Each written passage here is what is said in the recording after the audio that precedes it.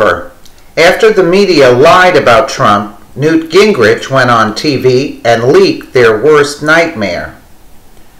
President Trump's Middle East trip over the past couple of days has been a huge success, so the media is trying to distract everyone. They continue to spread conspiracy theories about Trump and Russia.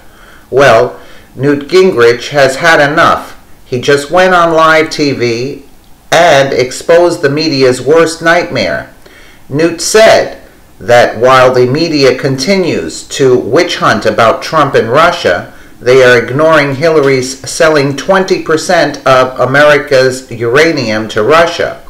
He also raises questions about the murdered DNC staffer Seth Rich, who reportedly leaked 44,000 documents to WikiLeaks.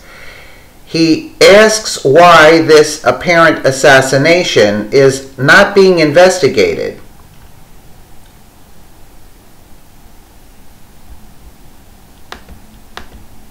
Speaker, what do you think of this trip so far, and what do you hope to hear in just a few moments?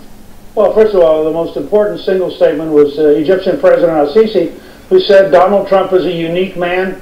He achieves the impossible, and I think that's a remarkable comment which I hope the American news media will take seriously and think long and hard about. The combination of the Saudis and the Americans bringing together virtually every leader in the Arab world for this summit, and the speech that I know the President will give in the very near future, I've seen parts of it. It is historic and remarkable, and I think that it sets the stage for us to decisively defeat radical Islam and do so in alliance with the moderate Islamists who are going to be gathered at this particular event. So finally, of course, if you're the President and you're worried about jobs, the various contracts they're signing are extraordinary steps towards helping the American economy keep growing. Right, that underlines this entire speech, this entire trip, but that is the business interest of this region, of course. I want to get your take on this. You mentioned some of the excerpts of the speech that you've been reading, that we've been playing and talking about this morning.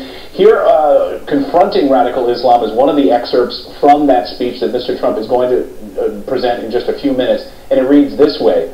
That means honestly confronting the crisis of Islamist extremism and the Islamist terror groups it inspires. And it means standing together against the murder of innocent Muslims, the oppression of women, the persecution of Jews, and the slaughter of Christians. How will that be received, Mr. Speaker? Well, I think it's going to be received pretty well, because finally, after years of talking with them, the major leaders in the region understand that these radicals are a direct threat to them. I mean, the Saudis aren't just acting out of the goodness of their heart, they're acting to survive, because they have a two-front war. They have radical Islamists on the one front who would like to overthrow the regime, and they have Iran on the other front who would like to occupy the country.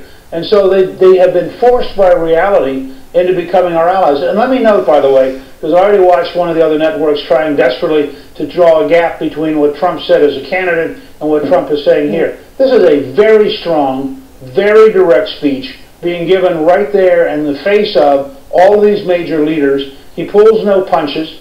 He talks about persecuting Jews, persecuting Christians. He talks about women's rights.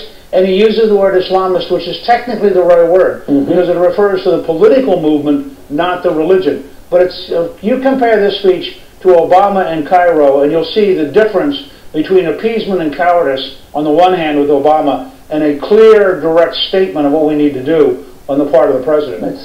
Speaker, what do you think of this? I'm going to add the other clip where he's stating, because this clip didn't have it. So take a look at the clip.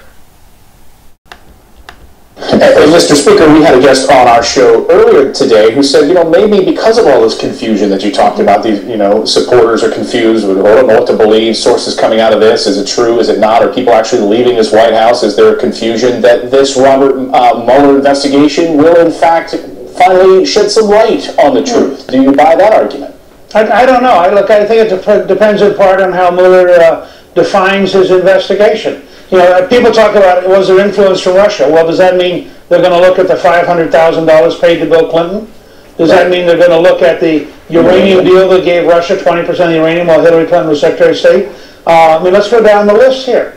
At the same time, we have this very strange story now of this young man who worked for the Democratic National Committee who apparently was assassinated at 4 in the morning, having given WikiLeaks something like 53,000 emails and 17,000 attachments. Nobody's investigating that. And what does that tell you about what was going on? Because it turns out it wasn't the Russians. It was this young guy who I suspect was disgusted by the corruption of the Democratic National Committee. He's been killed, and apparently nothing serious has been done to investigate his murder. So I'd like to see how Mueller is going to define what his assignment is. And if it's only narrowly Trump, the country will not learn what it needs to learn about foreign involvement in American politics. Right.